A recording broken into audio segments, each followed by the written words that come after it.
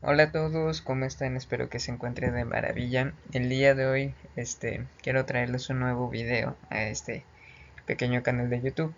Y pues regularmente, a veces en la universidad hago ciertas presentaciones de ciertos temas que a mí me encantaron y el día de hoy pues hice esta presentación que a mí me fascinó mucho porque obviamente involucra uno de los temas que vi en el primer semestre que es el ciclo celular, pero ya va a tener una relación con una patología que es una patología sumamente famosa. Y no estoy diciendo que sea un solo tipo de cáncer, pero bueno, vamos a hablar de el ciclo celular, la apoptosis y obviamente de estos procesos cómo están relacionados con el cáncer. ¿Ok? Entonces, espero que esta presentación les guste, así que iniciamos. Vamos a hacer un pequeño recordatorio de cuál es la secuencia del ciclo celular. Nosotros sabemos que desde que nacemos y hasta cierta edad de nuestra vida nosotros dejamos de crecer. Es decir, cuando nosotros estamos en un proceso de crecimiento, se lleva a cabo un proceso de...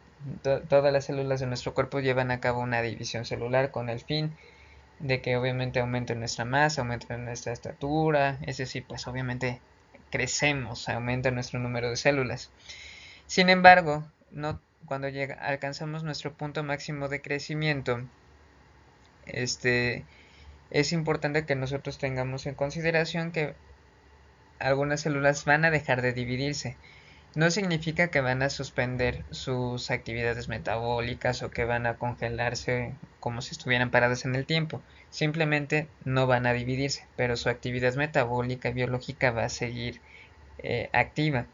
Por lo tanto, a esas células o a cualquier célula que está metabólica y biológicamente activa, pero no entra en el proceso de división celular. A esto es lo que lo conocemos como la fase G0 del ciclo celular. O podemos decir que es una célula quiescente, que está quietecita, que está feliz, no necesita dividirse.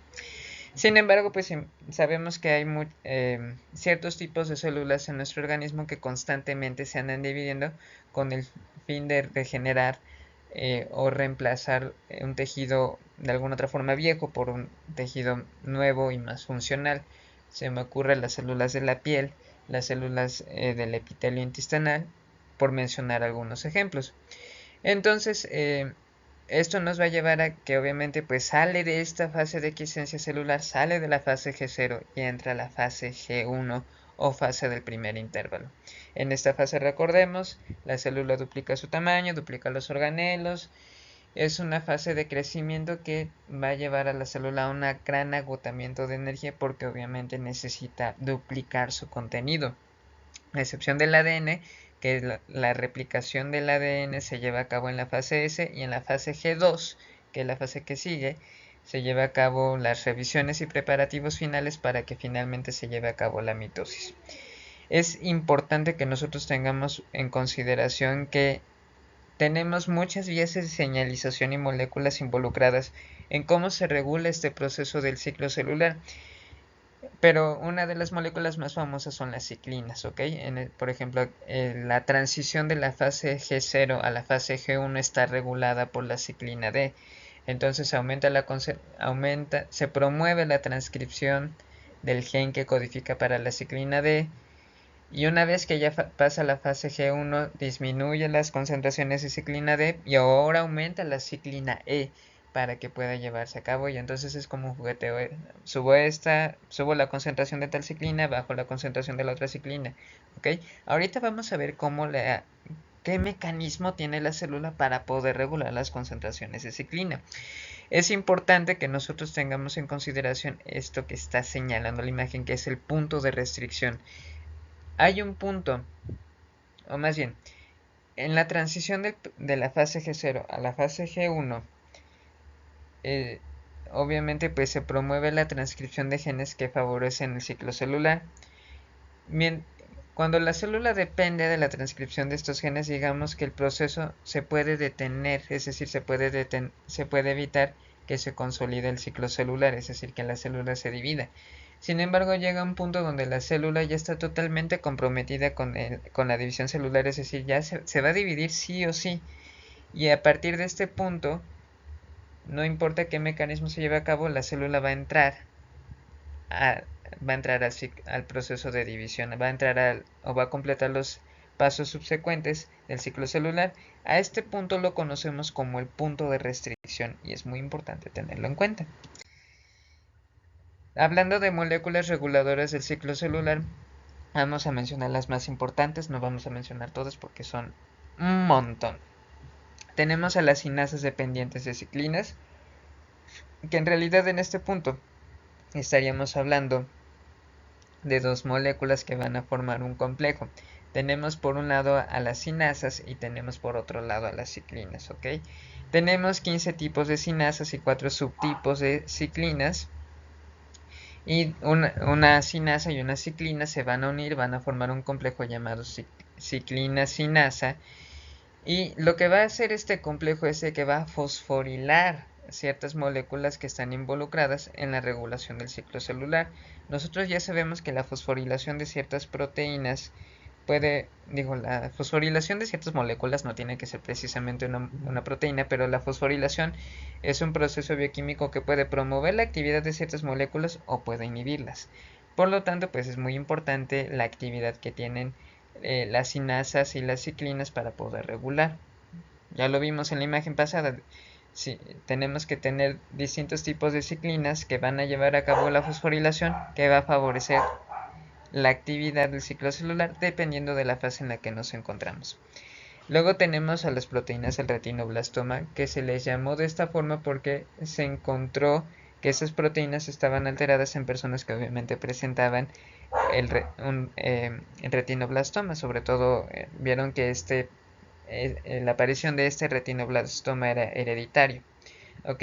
Pero conforme fueron avanzando las investigaciones se dieron cuenta de que estas proteínas del retinoblastoma en realidad son proteínas que reprimen la transcripción de genes. Y para ser concretos, reprimen la transcripción de genes que favorecen el ciclo celular. Pero las proteínas del retinoblastoma no actúan por sí solas, sino que actúan con otras proteínas que son P107 y P130 para formar, y a estas dos proteínas las llamamos proteínas bolsillo. ¿Por qué? Eso sí no lo sé, pero sé que se llaman proteínas bolsillo. Tenemos a los factores de transcripción tipo E2F que van a participar junto con las proteínas del retinoblastoma para reprimir la transcripción de genes que van a codificar proteínas reguladoras del ciclo celular. Y luego tenemos a la ubiquitina, que es, si mal no recordamos, en biología celular también hay otro proceso donde está involucrada la ubiquitina, que vamos a recordar que en el retículo endoplásmico rugoso, en el lumen de este organelo membranoso, se va a llevar a cabo la glucosilación de proteínas y esta glucosilación va a ayudar a que se lleve a cabo el correcto plegamiento de las proteínas. Pero si por más que se repite este proceso la proteína no se plega correctamente, entonces la célula va a optar por destruir a esa proteína mal plegada. Por lo tanto, ¿qué es lo que va a suceder? Se le va a colocar una ubiquitina a esa molécula y va a llegar un proteoma y va a degradar, básicamente va a destruir esa proteína que no logró plegarse adecuadamente a pesar de que se repitió varias veces el proceso. Entonces ese es un proceso en el que está involucrado la ubiquitina, pero también está involucrada en el proceso de ciclo celular. Por lo tanto, si una proteína que está involucrada en el ciclo celular se le coloca una ubiquitina, pues obviamente es porque esa proteína se tiene que destruir, se tiene que degradar. Digamos que la ubiquitina es como si te colocaran una señal de muerte o una señal de que te tienen que destruir, ¿ok? Entonces, pues, para ser más concreto, la ubiquitinación, es decir, la adición de esta ubiquitina a ciertas moléculas, y para ser más específico, la ubiquitinación de las ciclinas nos va a ayudar a regular precisamente las concentraciones de las ciclinas en las distintas fases del ciclo celular que tenemos. Los dos complejos celulares que van a regular o que van a llevar a cabo la ubiquitinación son dos complejos que se llaman SCF y el complejo APC. ¿Ok? Entonces aquí se los presento brevemente. A lo mejor digamos que uno puede ser un tanto más complejo que otro. Sin embargo, solamente tenemos que tener en consideración que todas las partes que componen estos complejos van a determinar la especificidad de a qué tipo de ciclina o a qué tipo de proteína van a colocarle la ubiquitina. Ahora vamos a hablar sobre los puntos de control de ciclo celular. Como tal, no vamos a profundizar mucho en todos los puntos de control, pero vamos a mencionar los puntos, digamos que más icónicos en la regulación de la división celular. Entonces aquí ustedes pueden ver a las proteínas del retinoblastoma junto con los factores o las proteínas de tipo E2F, que como ya se los dije, van a estar reprimiendo la transcripción de genes. ¿Ok? Entonces, estos complejos proteicos van a estar completamente unidos. Sin embargo, van a llegar estímulos mitógenos a otros complejos moleculares, otras proteínas, que van a llevar a cabo o van a desencadenar que ciertas ciclinas se activen y empiezan a fosforilar a las proteínas del retinoblastoma, y esas proteínas del retinoblastoma van a desprenderse, por así decirlo, de los genes que estaban reprimiendo, y ahora sí, una vez que se desprenden las proteínas del retinoblastoma y las proteínas bolsillo, y también se desprenden a las proteínas E2F, se va a poder llevar a cabo la activación de los genes de la transcripción de proteínas que regulan el ciclo celular. Aquí tenemos otro proceso muy importante, que es el proceso de, o sea, sí, ya podemos llevar a cabo la transcripción de los genes. Sin embargo, la transcripción de genes debe de ser un proceso sumamente cuidado, por lo tanto digamos que hay un proceso de pretranscripción en el cual la célula va a llevar a cabo los preparativos para que se pueda preparar la región del ADN que se va a transcribir. Y una vez que ya digamos que ahora sí ya vamos a transcribir, ahora sí se involucran las helicasas que van a abrir la doble hélice del ADN, y ahora sí se va a llevar a cabo la transcripción de los genes. Ahora, vamos a hablar de algunos procesos que llevan a cabo la célula para poder precisamente reparar algunos daños que se pueden presentar en el proceso. Nadie es perfecto, no hay humano perfecto y no hay célula que en algún momento no se equivoque en el proceso de transcripción celular. Y aquí me gustaría resaltar que siempre que hay un daño en el ADN, lo primero que va a tratar de hacer la célula es tratar de reparar ese daño. Si de plano la célula, por más que trate de reparar el daño, no logra contenerlo, la siguiente instancia es la suicidación celular, o mejor conocido como apoptosis. ¿Ok? Entonces, bueno, en la fase G1 o en la fase del primer intervalo, regularmente es muy frecuente que se lleve a cabo una escisión completa del ADN, es decir, que básicamente la doble hélice del ADN se rompa. ¿Ok? Entonces esto va a activar al complejo ATM, un complejo proteico que primero va a activar a una... Ay, siempre se me olvida a una helicasa que va a ayudar a reparar los daños en el ADN, pero vuelvo a reiterar, si la célula no logra reparar el daño, se va a activar a una sinasa checkpoint, ¿ok? Ahorita vamos a hablar sobre las sinasas checkpoint, que son muy, muy, muy, muy importantes, ¿ok? Cuando estamos en el proceso de la fase S, que recordemos, fase S es la fase de duplicación o replicación del ADN.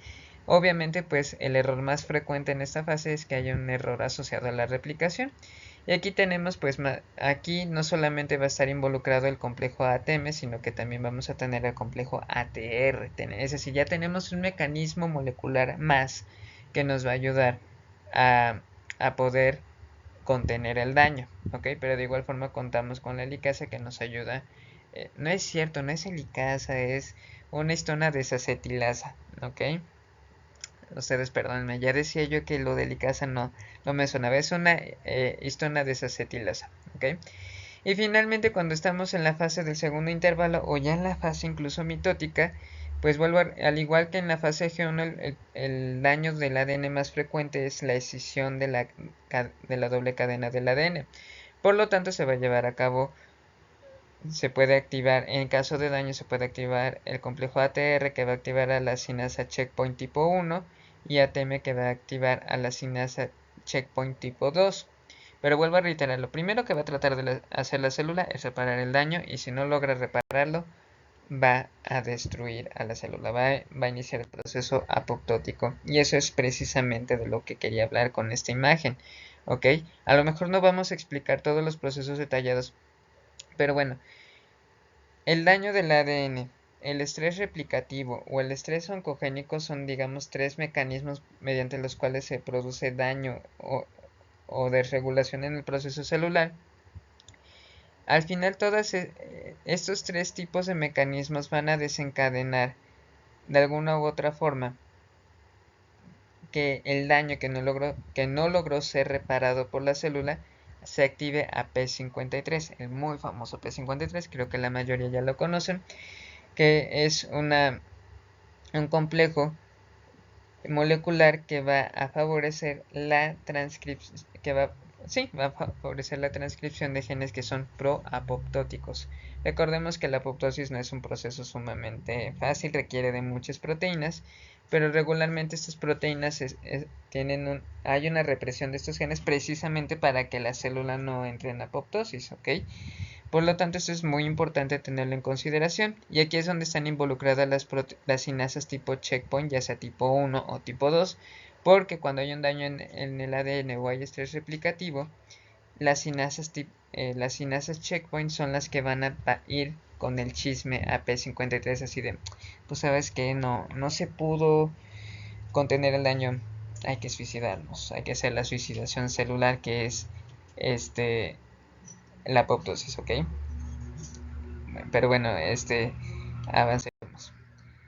Luego tenemos la desregulación del ciclo celular, es decir, vamos a hablar puntualmente de algunos tipos de alteraciones que se presentan en el ciclo celular,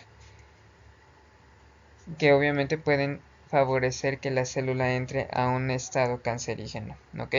Primero, hay que tener en cuenta que hay células que no deberían de entrar no deberían de iniciar o progresar en las fases del ciclo celular, y aún así lo hacen.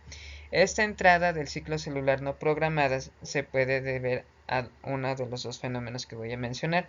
Uno, pérdida de los genes que codifican a la proteína del retinoblastoma. Ya dijimos, proteínas del retinoblastoma reprimen la transcripción de genes que favorecen el ciclo celular. Por lo tanto, si hay un defecto, si hay mutaciones o pérdida de los genes que codifican a las proteínas del retinoblastoma, pues las células van a poder entrar al ciclo celular cuando no deberían de hacerlo, o hay una sobreexpresión de ciclinas que no deberían de expresarse. Las mutaciones de P53 son interesantes porque esas mutaciones no van a estar siempre presentes en todos los pacientes que tengan algún tipo de cáncer. Puede ser que sí la tengan, puede que no. De hecho, se dice que cuando no hay una mutación en P53, entonces la alteración pudo haber sido de algún tipo funcional. ¿Y a qué nos referimos a que una alteración de P53 es funcional? Es de que alguna de las proteínas proximales en la vía de señalización no funcionaron adecuadamente, y por lo tanto no se llevó a cabo la activación de P53 y por lo tanto la apoptosis. Entonces, esto es muy importante tenerlo en consideración porque se tiene la teoría de que las alteraciones pueden estar a nivel de las sinasas checkpoint que ya les mencioné anteriormente, ¿ok? Y finalmente tenemos problemas de aneuploidía o inestabilidad cromosómica. Sabemos que aneuploidía es que una célula tenga más cromosomas de los que debería tener o menos cromosomas de los que debería tener. Por lo tanto, sabemos que las aneuploidías regularmente están más relacionadas con eventos teratogénicos, con algunos síndromes genéticos, pero la aneuploidía también aumenta la susceptibilidad a cáncer, dado que una aneuploidía va a provocar inestabilidad cromosómica, y la inestabilidad cromosómica se traduce en mayor susceptibilidad a errores en el proceso del ciclo celular. Y bueno, simplemente esta presentación era para hacer un breve viaje, un breve recordatorio sobre los aspectos más importantes en el ciclo celular y cómo estos están relacionados con el cáncer.